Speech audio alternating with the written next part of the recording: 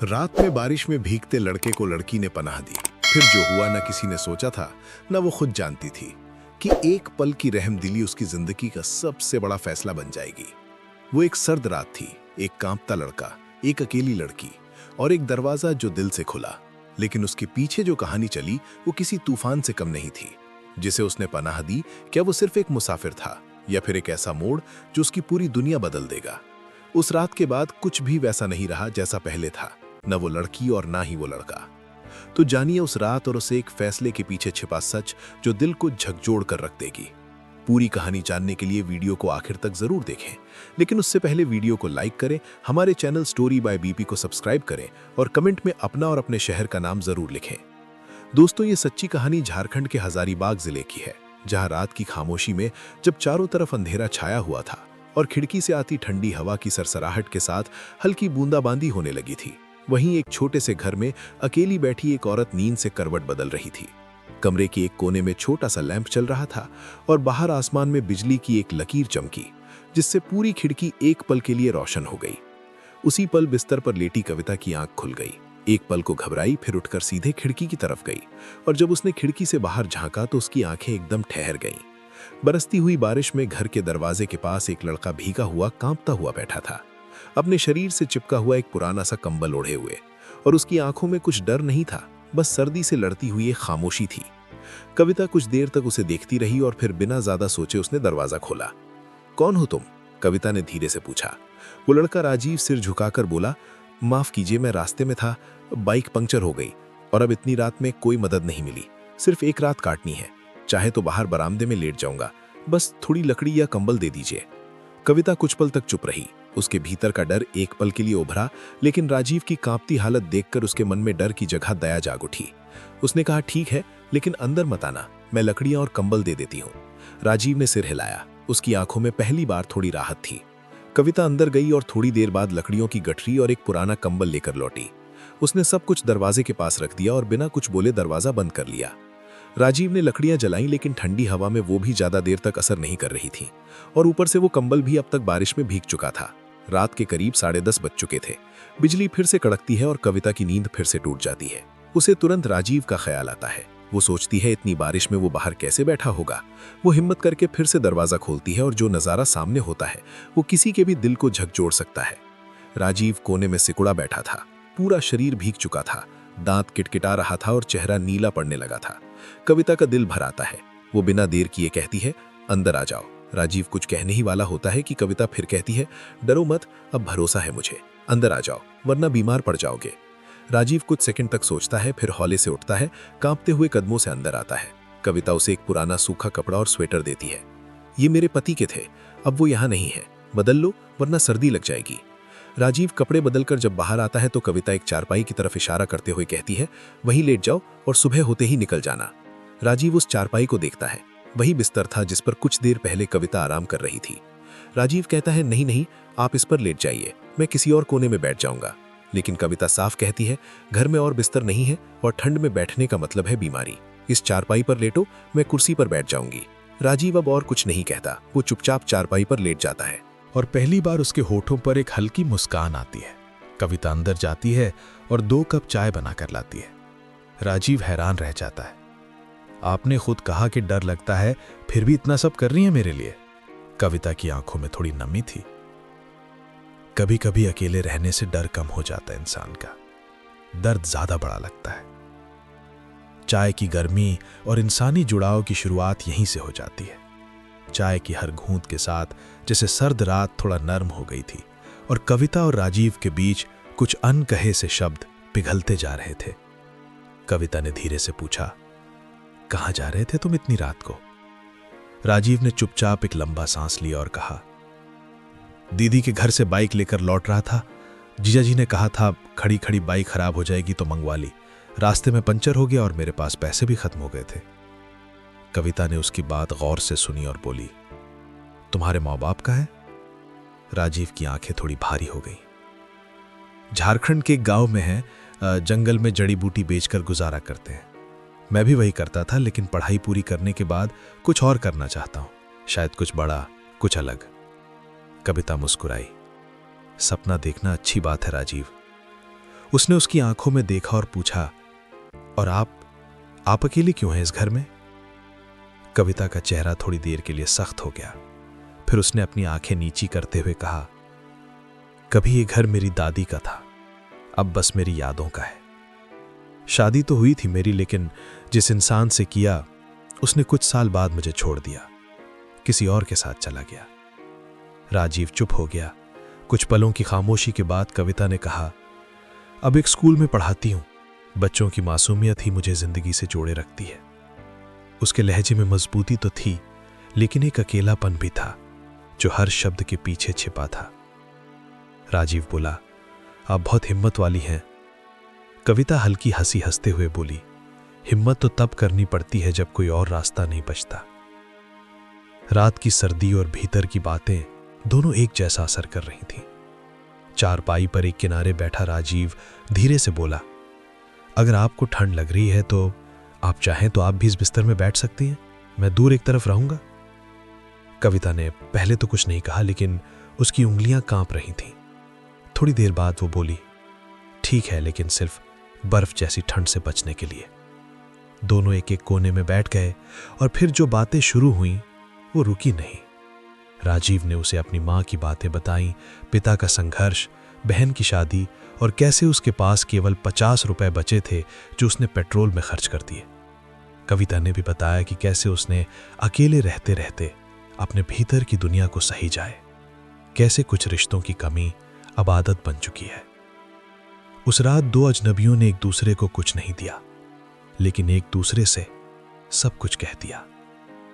सुबह की पहली किरण खिड़की पर आकर टिकी तो कविता उठकर अंदर गई और राजीव के लिए फिर से गर्म चाय ले आई। राजीव चाय लेते हुए बोला, अब मुझे चलना चाहिए, कोई देख लेगा तो आपके लिए गलतफहमी होगी। कविता ने मुस्कुराकर कहा, अभी इतनी सुबह कहाँ जाओगे? पंचर वाला दुकान भी तो नहीं खुला होगा। राजीव थोड़ी देर और वहीं रुक गया, बातचीत करते हुए जैसे वक्त का एहसास ही नहीं रहा। फिर जब दिन थोड़ा चढ़ा और दुकानें खुलने लगीं तो राजीव उठकर दरवाजे की ओर बढ़ा, लेकिन एक पल के लिए रुक गया और मुड़कर कविता की ओर देखा। आप मेरी एक मदद और कर सकती हैं? राजीव ने कहा। कविता चौंकी। बोलो। 50 रुपए चाहिए पंचर बनवाने के लिए, वापस लौटकर लौटा दूंगा। कविता बिना कुछ बोले मुस्कुराई और चुपचाप अंदर से 50 रुपए लाकर उसके हाथ में रख दिए। यह भी पूछने की बात थी। उसका स्वर बेहद कोमल था। राजीव ने कृतज्ञता से उसकी ओर देखा और कहा, मैं जरूर लौटूंगा, पैसे देने नहीं, कुछ पल चुराने। कविता सिर्फ मुस्कुराई, लेकिन उसकी आंखों में जो चमक थी वो बहुत कुछ कह गई। करीब 2-3 दिन बाद जब राजीव अपने गांव लौटा तो घर पर हर कोई उसके चिंता में डूबा हुआ था। मां की आंखें दरवाजे पर टिकी गई थीं और पिता की चुप्पी में सवाल छिपा हुआ था। राजीव ने सब कुछ धीरे धीरे बताया, बाइक, बारिश, रात और उस अनजान औरत के घर की कहानी। उसकी मां ने गहरी सांस ली और बस इतना कहा, बेटा, दुनिया में हर कोई बुरा नहीं होता, लेकिन हर किसी पर आंख मूंद कर भरोसा भी नहीं किया जाता। समझदारी रखो। राजीव ने सिर झुका लिया, लेकिन दिल में एक अजीब सी हलचल थी। कविता की मुस्कान, उसकी बातें, उसकी आंखों की थकी हुई पर शांत चमक, सब कुछ जैसे वापस बुला रहा था। और फिर चौथे दिन शाम को राजीव ने जेब में 50 रुपए रखे और बाइक उठाकर उसी रास्ते की ओर निकल पड़ा। उस छोटे से घर के दरवाजे पर फिर से वही दस्तक हुई। कौन? अंदर से वही जानी पहचानी आवाज आई। राजीव बोला, मैं हूं, जो उस रात बारिश में भीग गया था। दरवाजा खुला और कविता की मुस्कुराहट उसके सामने थी। आ गए? उसने हौले से कहा। राजीव ने जेब से 50 रुपए निकाले और उसकी तरफ बढ़ाते हुए बोला, ये आपकी अमानत। कविता ने पैसे लिए और थोड़ी देर तक चुपचाप देखती रही। फिर बोली, इतनी जल्दी वापस आ गए? मुझे लगा था तुम भूल जाओगे। राजीव मुस्कुराकर बोला, भूलता अगर तो शायद खुद को खो देता। कविता कुछ नहीं बोली, लेकिन उसकी आंखें वो कह रही थीं जिसे शब्दों की जरूरत नहीं होती। राजीव ने कहा, अगर आप कहो तो आज की रात मैं यहीं रुक जाऊं? इस बार ठंड से नहीं, बस कुछ वक्त साथ बिताने की जिद है। कविता ने एक लंबी नजर डाली और फिर सिर हिला दिया। उस रात कोई बादल नहीं गरजा, कोई बिजली नहीं चमकी, लेकिन दो दिलों के बीच कुछ ऐसा जुड़ाव बना जिसकी आहट पूरे घर में महसूस हुई। अब ये आने जाने का सिलसिला एक रूटीन बन गया था। राजीव जब भी समय निकाल पाता संगीता के पास पहुंच जाता। हाँ, अब कविता का नाम नहीं रहा था, अब उसका नाम संगीता था। और राजीव की जिंदगी में वो सिर्फ एक मददगार औरत नहीं, एक साथी जैसी लगने लगी थी। वो दोनों साथ बैठते, चाय पीते, घंटों बातें करते। पुराने दुख, अधूरे सपने और नई उम्मीदों के बीच एक रिश्ता आकार लेने लगा था। राजीव कभी खेतों की बातें करता, कभी स्कूल के बच्चों की शरारतें सुनता। संगीता की हंसी अब पहले जैसी भारी नहीं लगती थी, अब उसमें मिठास थी। अब उसके बालों में उदासी नहीं, चुपचाप खुशी उतरती थी। और ऐसे ही 6 महीने बीत गए। राजीव के आने जाने की बात अब किसी की नजरों से छिपी नहीं रही थी। एक दिन गांव की एक औरत ने सुबह सुबह संगीता के घर से राजीव को निकलते देख लिया। गांव में बातों का क्या है, बात जंगल की आग की तरह फैल गई। कहने वाले कहने लगे, वो औरत तो अकेली है और लड़का बार बार जाता है, कुछ तो है दोनों के बीच। जब ये बात राजीव के कानों तक पहुंची तो उसका चेहरा सख्त हो गया। वो जानता था अगर अब चुप रहा तो वो औरत जिसने बारिश में उसे भीगने नहीं दिया अब समाज की बातों से टूट जाएगी। और उसी शाम राजीव संगीता से मिलने पहुंचा। उसकी आंखों में एक अलग सा संकल्प था। संगीता, उसने कहा, अब ये बातों का सिलसिला बंद करना होगा। क्यों ना हम दोनों एक दूसरे को एक नाम दे दें, शादी का नाम। संगीता एक पल को चुप रही, उसकी आंखें डबडबा गईं। वो बोली, पर क्या तुम्हारे माँ बाप मुझे स्वीकार करेंगे? मैं तुमसे उम्र में बड़ी हूँ, तलाकशुदा हूँ और अकेली भी। राजीव ने संगीता का हाथ थामा और कहा, मैंने उन्हें सब बता दिया है और उन्होंने सिर्फ एक बात कही, अगर तू खुश है तो हम भी खुश हैं। संगीता की आंखों से आंसू गिरने लगे, लेकिन इस बार वो आंसू दर्द के नहीं थे, सुकून के थे। कुछ हफ्तों बाद जब गांव की गलियों में फूलों की खुशबू और ढोल की हल्की थाप सुनाई देने लगी, तब लोगों को यकीन हो गया ये बात अब अफवाह नहीं रही। संगीता और राजीव की शादी की तैयारी हो रही थी। कोई शाही बंदोबस्त नहीं था, कोई दिखावा नहीं, लेकिन हर चीज में एक सादगी थी जो दोनों के रिश्ते की गहराई को दर्शा रही थी। राजीव के माता पिता गांव से आए थे। उनकी आंखों में थोड़ी झिझक थी, लेकिन जब उन्होंने संगीता की आंखों में अपनापन देखा और उस घर के कोने कोने में अपने बेटे की खुशी महसूस की, तब वे मुस्कुराए। शादी वाले दिन मंदिर में बैठे हुए दोनों हाथ थामे हुए थे। वो हाथ जिनमें अब कोई संकोच नहीं था, कोई डर नहीं, सिर्फ एक भरोसा था। संगीत, हल्की बारिश और मिट्टी की भीनी खुशबू के बीच पंडित ने जैसे ही सप्तपदी का मंत्र पढ़ा, राजीव ने आंखें बंद कर लीं। उसे याद आया 6 महीने पहले की वो रात जब बारिश में एक औरत ने उसे कंबल दिया था। आज उसी औरत को उसने उम्र भर की छांव दे दी थी। शादी के बाद जब वो गांव लौटे तो कुछ लोग अब भी फुसफुसा रहे थे, कुछ निगाहें अब भी सवाल कर रही थीं, लेकिन राजीव ने सबके सामने खड़े होकर सिर्फ एक बात कही, जिसने बारिश में मुझे ठंड से बचाया, मैं अब जिंदगी भर उसे तन्हाई से बचाऊंगा। और अगर किसी को हमारे रिश्ते से दिक्कत है तो सोचिए, दिक्कत हमारे रिश्ते में है या आपकी सोच में। उसके इन शब्दों पर वहां कुछ देर तक सन्नाटा रहा और फिर तालियों की आवाज गूंज उठी। राजीव और संगीता ने एक छोटा सा घर लिया और एक स्कूल के पास अपने जीवन की एक नई किताब शुरू की। समय बीता और कुछ वर्षों बाद संगीता ने एक बेटे को जन्म दिया। एक ऐसा बेटा जो उनके अधूरे जीवन को पूरी तरह से भरने आ गया था। आज राजीव और संगीता एक शांत, साधारण लेकिन आत्मसम्मान से भरी जिंदगी जी रहे हैं। एक माता पिता के रूप में जिन्होंने सिर्फ अपना परिवार नहीं, अपना वजूद भी साथ में खड़ा किया। अब जब राजीव अपने बेटे को स्कूल जाते हुए देखता है या जब संगीता उसकी किताबों में उसका भविष्य संवारती है, तो दोनों की आंखों में एक ही सुकून होता है।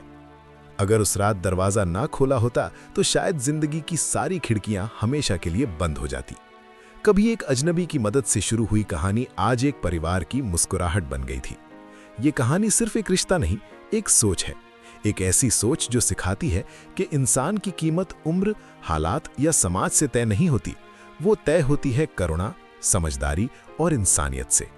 और अब हम आपसे एक सवाल, अगर आपके जीवन में भी कभी कोई अनजान व्यक्ति में दरवाजा खटखटाए तो क्या आप हिम्मत कर पाएंगे उसके लिए वो दरवाजा खोलने की?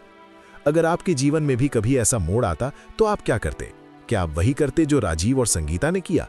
क्या उनका फैसला इंसानियत और भरोसे का उदाहरण था, या आज के दौर में ये एक जोखिम भरा कदम माना जाएगा? अपनी राय नीचे कमेंट में जरूर लिखिए।